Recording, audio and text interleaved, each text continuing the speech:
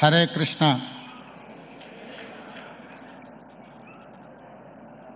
సంస్థ ఆధ్వర్యంలో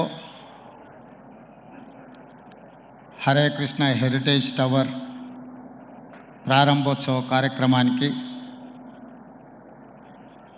మధు పండిత్ జీ గారి నేతృత్వంలో సహచర మంత్రివర్గ సభ్యులు శ్రీ దుద్దిల్ల శ్రీధర్ బాబు గారు, శాసనమండలి సభ్యులు పట్నం మహేందర్ రెడ్డి గారు, శాసనమండలి సభ్యులు కూచుకుళ్ళ దామోదర్ రెడ్డి గారు, స్థానిక శాసనసభ్యులు మిత్రుడు ప్రకాష్ గౌడ్ గారు, శాసనసభ్యులు డాక్టర్ రాజేష్ రెడ్డి గారు, అదేవిధంగా డాక్టర్ రోహిన్ రెడ్డి గారు, వేదిక మీద ఉన్న పెద్దలు, హరే కృష్ణ సంస్థ పెద్దలందరూ, స్వామి భక్తులందరికీ నమస్కారం, ధన్యవాదాలు తెలియజేస్తూ, ఇంత గొప్ప కార్యక్రమంలో జీవితంలో ఎప్పుడో ఒక్కసారి ఇలాంటి అరుదైన అవకాశం ప్రజాప్రతినిధులకు వస్తుంది. ఇది సమాజం కోసం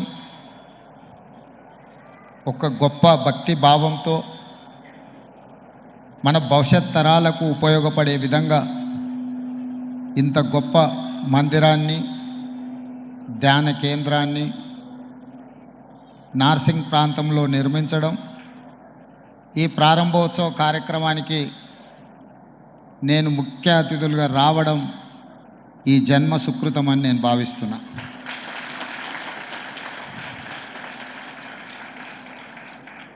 ప్రభుత్వ అధికారిక కార్యక్రమాలలో, ప్రారంభోత్సవాలలో చాలా పాల్గొంటుంటాం, అది వృత్తి ధర్మం.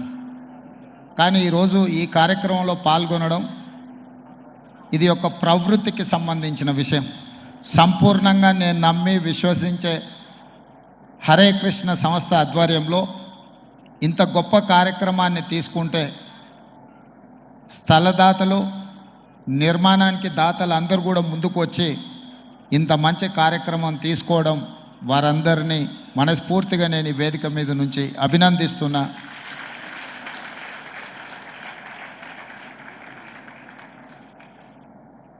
ఈ ప్రాంతం తెలంగాణ రాష్ట్రానికి ఆర్థిక క్షేత్రం. ఇక్కడ మెకానికల్ లైఫ్, కాంక్రీట్ జంగల్. ఈ మెకానికల్ లైఫ్, కాంక్రీట్ జంగల్లో ఒక మనశ్శాంతి వెతుక్కోవాలి, ఒక స్ఫూర్తిని పొందాలి.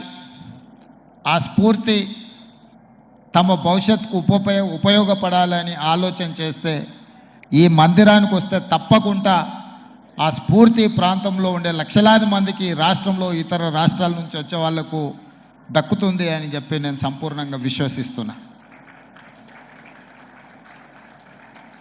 ఈరోజు ఈ కార్యక్రమం ఇది ఏ ఒక్క వ్యక్తి కోసమో, ఒక్క తరం కోసమో చేస్తున్న కార్యక్రమం కాదు. సమాజంలో ఉన్న చాలామందికి ఒక స్ఫూర్తినిచ్చే విధంగా 430 అడుగులలో ఈ దేశంలోనే అత్యధిక ఎత్తులో ఉండే అతి కొద్ది నిర్మాణాలలో ఈ మందిర కార్యక్రమం ఉండడం, అది తెలంగాణ రాష్ట్రంలో ఉండడం, ఇది తెలంగాణ రాష్ట్రానికే గర్వకారణం అని చెప్పి నేను ఈ సందర్భంగా తెలియజేయదలుచుకున్నాను. ఇంత గొప్ప కార్యక్రమం ప్రభుత్వం చేపట్టినా అంత సులువుగా అయ్యే పని కాదు. ఈరోజు ఈ కార్యక్రమం నేను ఆశిస్తున్న 36 నెలల నుంచి 42 నెలల్లో ఇది పూర్తయ్యి మళ్ళీ మనమే ప్రారంభించుకుంటాము అని నిర్వాహకులకు నా విజ్ఞప్తి. ప్రారంభోత్సవ కార్యక్రమానికి కూడా నేను తప్పకుండా వస్తాను అని చెప్పి నన్ను ఆహ్వానించాల్సిందిగా నిర్వాహకులందరికీ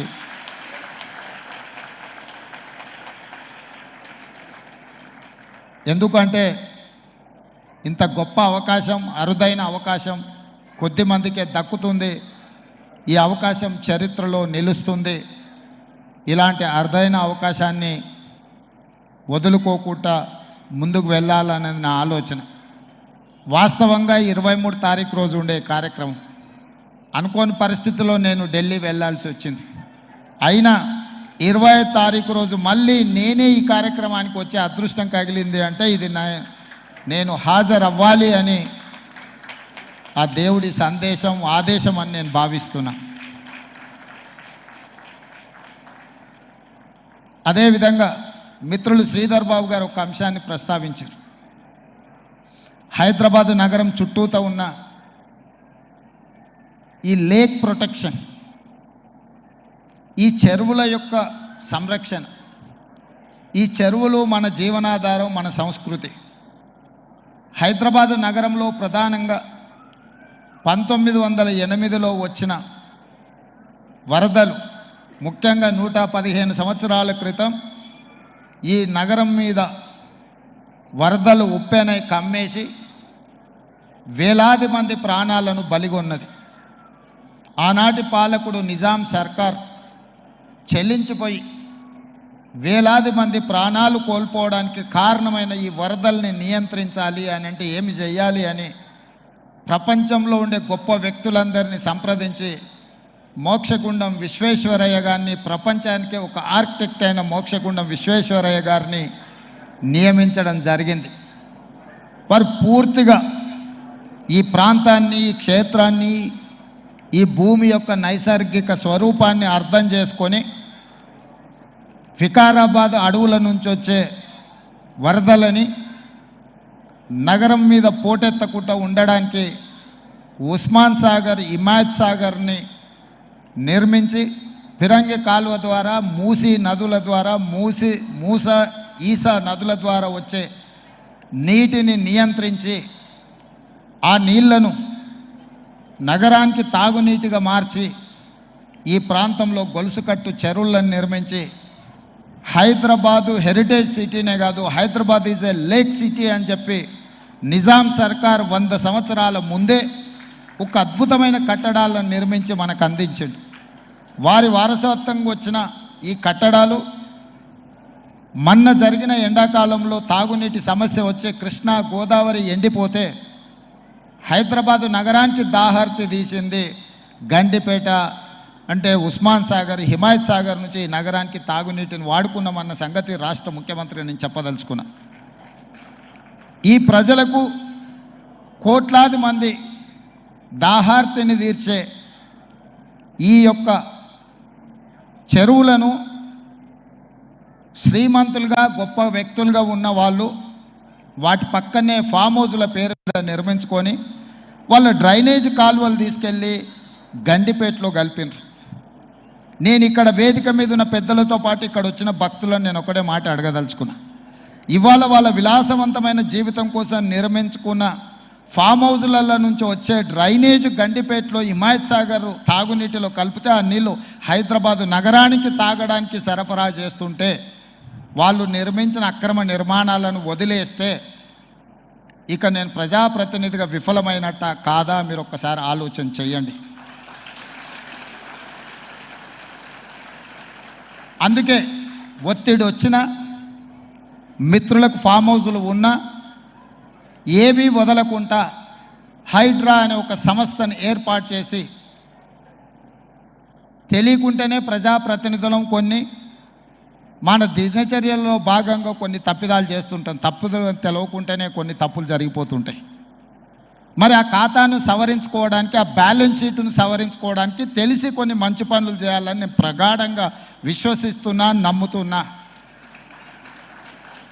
ఆ తెలిసి చెయ్యాలనుకుంటున్న మంచి పనులో భాగము ఈ చెరువులను చెరబట్టిన వాళ్ళ నుంచి విముక్తి కలిగించాలన్న ఏకైక లక్ష్యంతోనే ఈరోజు చెరువులను ఆక్రమించుకున్న వాళ్ళను ఎవరిని వదలకుండా ఉక్కు పాదంతో అణిచివేయాలన్న ఆలోచన, అందులో నిర్మాణాలను ఏ ఒత్తిడి వచ్చినా వెనక్కి తక్కకుండా తొలగించాలన్న ఆలోచనతోనే ఈరోజు ఈ చెరువులలో ఉన్న అక్రమ కట్టడాలను కూలగొడుతున్నాము.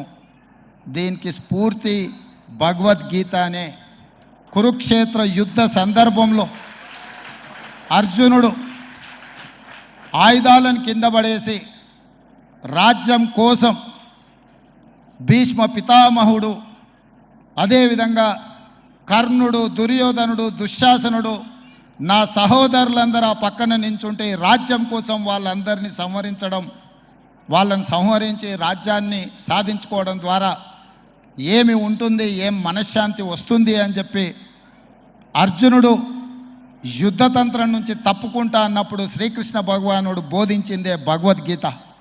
చంపేదెవరు, చంపించేదెవరు? లోక కళ్యాణం కోసం నీ బాధ్యతను నెరవేర్చాల్సిందే.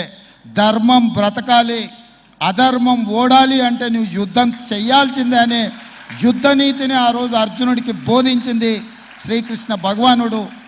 ఇవాళ ఆ శ్రీకృష్ణ భగవానుడి బోధనానుసారమే ఈరోజు ఈ చెరువులను కాపాడే కార్యక్రమాన్ని నేను తీసుకుంటున్నా. నాకు తెలుసు ఈ చెరువులలో నిర్మాణమైన విలాసవంతమైన ఫామ్ హౌజులు ప్రభుత్వాన్ని ప్రభావితం చేయగలిగిన స్థానాలలో ఉన్న చాలామంది వ్యక్తులు ఉన్నారు.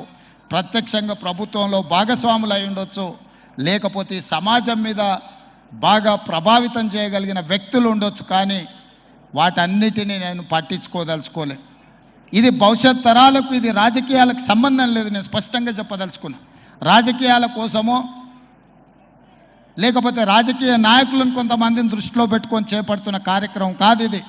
భవిష్యత్ తరాలకు, మన పిల్లలకు, వాళ్ళ పిల్లలకు వారసత్వంగా మనం అందించే సంపద ఈ సరస్సులు, ఈ నదులు, లేకపోతే ఈ రోజున్న ఈ చెరువులు. ఈ ప్రకృతి సంపదను మనం విధ్వంసం చేస్తే ప్రకృతి మన మీద కక్ష కడుతుంది.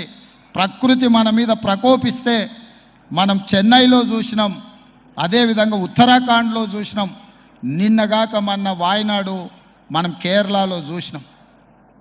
ఈరోజు ఇలాంటివన్నిటిని దృష్టిలో పెట్టుకున్నప్పుడు ఈ హైదరాబాదు నగరాన్ని రక్షించుకోవాల్సిన బాధ్యత మన అందరి మీద ఉన్నది. ఇది ఒక సుందరమైన నగరం. ఈ నగరానికి ఈ చెరువులే ఒక అందం. ఈ చెరువులను కాపాడే బాధ్యత ఈ ప్రభుత్వం తీసుకుంటుంది. ఎవరు ఏమనుకున్నా, ఎవరు ఏ ఒత్తిడి తెచ్చినా వాటన్నిటిని పక్కన పెట్టి చెరువులను ఆక్రమించుకున్న వాళ్ళ భరతం పడుతుంది ఈ ప్రభుత్వం అని చెప్పి నేను ఈ సందర్భంగా తెలియదలుచుకున్నా. ఆనాడు కురుక్షేత్రంలో ధర్మం వైపు శ్రీకృష్ణుడు, అర్జునుడు నిలబడ్డందుకే ఈరోజు ఆ ధర్మం అనేది కాపాడింది. వాళ్ళు ధర్మాన్ని కాపాడితే ధర్మం మనల్ని కాపాడింది. ఈరోజు మనం చేస్తున్న పని కూడా అలాంటిదే. మీ అందరి సహకారం ఉండాలి. అదేవిధంగా నిర్వాహకులకు ఈరోజు విద్యకు సంబంధించి లక్షలాది మంది నిరుపేద విద్యార్థులు, ఎస్సీ, ఎస్టీ, బీసీ, మైనారిటీ, ఆర్థికంగా వెనుకబడిన వాళ్ళు ప్రభుత్వ పాఠశాలల్లో చదువుకుంటున్నారు. వాళ్ళకు సరైన భోజనం, పోషకాహారం మేము అందించే దాంట్లో కొంత అటు ఇటుగా ఉండడం వల్ల హరే కృష్ణ ఫౌండేషన్, అక్షయ పాత్ర ద్వారా వాళ్ళకు ఒక నాణ్యమైన భోజనాన్ని అందించడానికి అవసరమైన సహకారాన్ని ప్రభుత్వంతో కూడి ఒక కలిసి అక్షయ పాత్ర ద్వారా, ఈ హరే కృష్ణ పెద్దల ద్వారా ఈ రాష్ట్రంలో ఉండే లక్షలాది మంది విద్యార్థులకు ఒక మంచి పౌష్టికమైన భోజనాన్ని అందించాలన్న ఆలోచనతో వారి సహకారం అడిగినాం. విద్య, వైద్యము మా ప్రభుత్వం యొక్క ప్రాధాన్యత. ఇవాళ గ్రామీణ ప్రాంతాల నుంచి వైద్యం కోసం హైదరాబాదులో ఉస్మానియా, గాంధీ, నిజాం, అదేవిధంగా క్యాన్సర్ హాస్పిటల్స్కి సుదూర ప్రాంతాల నుంచి పేదవాళ్ళు వస్తున్నారు. ఆపత్తిలో వచ్చిన తర్వాత ఆకలి ఎలా తీరాలనో వాళ్ళకి తెలీదు. ప్రభుత్వం నిర్వహిస్తున్న కార్యక్రమాలు వాళ్ళకి చేరడానికి కొంత ఇబ్బందికరమైన పరిస్థితి ఉంది. అందుకే నిర్వాహకులకు మధు పండిత్ జీ గారిని I have requested to accept this Osmania, Gandhi, NIMS and cancer hospital, wherever the needy people are there. I need your support to serve their food. అక్కడ కావాల్సిన మౌలిక వసతులన్నీ ప్రభుత్వం ఏర్పాటు చేస్తుంది. వాటిని నిర్వహించడం, ఒక నాణ్యమైన భోజనాన్ని వాళ్ళకు అందించడానికి మీ వైపు సహకారం ఉండాలి. మీరు మేము కలిసి ఈ ప్రభుత్వాన్ని ముందుకు తీసుకెళ్తే నిజంగా ప్రజలకు అవసరాలను తీర్చే అవకాశం ఉంటుంది. తప్పకుండా హరే రామ హరే కృష్ణ సంస్థ నుంచి చేపట్టే ప్రతి కార్యక్రమానికి మా ప్రభుత్వం వైపు నుంచి సంపూర్ణంగా మద్దతు ఉంటుంది. ప్రభుత్వం చేపట్టే పథకాలలో కూడా అవసరమైన దగ్గర మీ సహకారాన్ని మేము ఆశిస్తున్నాం. మీ సహకారం ఉంటే ఈ ప్రభుత్వం ఒక ఆదర్శమైన రాష్ట్రంగా తెలంగాణ రాష్ట్రాన్ని తీర్చిదిద్దుతుందని తెలియజేస్తూ మరొకసారి భక్తులకు, దాతలకు, నిర్వాహకులకు అభినందనలు తెలియజేస్తూ, దాతలు వీలైనంత మేరకు ఈ హరే కృష్ణ ఫౌండేషన్కి మీరు సహాయం అందిస్తే అది పేదలకు చేరుతుంది. పేదలకు మీరు అందించాలనుకున్న ఏ కార్యక్రమైనా వీరి ద్వారా చేరుస్తే తప్పకుండా పేదలకు చేరుతుందని సంపూర్ణంగా నేను విశ్వసిస్తున్నా. ఈ కార్యక్రమాన్ని కొనసాగించాల్సిందిగా కోరుకుంటూ మీ అందరి దగ్గర సెలవు తీసుకుంటున్న మిత్రులారా, ధన్యవాదాలు. May I now request Honorable CM to felicitate donors, please. దాతల్ని గౌరవం లేని ముఖ్యమంత్రి గారు సత్కరిస్తారు. ముఖ్యమంత్రి గారు వారి సందేశంలో అద్భుతమైన అంశం చెప్పారు. భగవద్గీత స్ఫూర్తిని లోక కళ్యాణం కోసం వాడుకోవాలని. ఇప్పుడు భూసేవక్ డోనర్ శ్యామ్ సుందర్ గుప్తా గారు, ట్రస్టీ శ్రీకృష్ణ గోసేవా మండల్. అనంతరం సురేష్ కుమార్ అగర్వాల్ గారు, సెక్రటరీ శ్రీకృష్ణ గోసేవా మండల్. భూసేవక్ డోనర్స్ వీరు 6 ఎకరాల భూసేవ చేశారు. చాలామంది ట్రస్టీలు సభలో కూడా ఉన్నారు. అందరూ కలిసి గట్టిగా కరతాళధ్వనులతో వారిని అభినందించండి. ఆనరబుల్ సీఎం గారు సత్కరిస్తున్నారు. తర్వాత ఫౌండర్ ప్యాట్రన్స్ 1 కోటి రూపాయల నుంచి 10 కోట్ల దాకా 1 crore to 10 crores అందించిన వారు పెంచల్ రెడ్డి గారు. ఒకరి తర్వాత ఒకరు రావాలండి. పెంచల్ రెడ్డి గారు, తర్వాత వట్ట మహేష్ గారు. బాబు కార్డులేస్.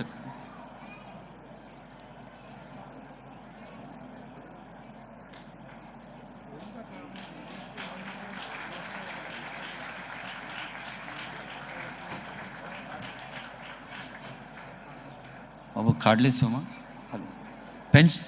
భూసేవ శ్యామ్ సుందర్ గుప్తా గారు, సురేష్ కుమార్ అగర్వాల్ గారికి సన్మానం. అనంతరం founder patterns 1 crore rupees to 10 crores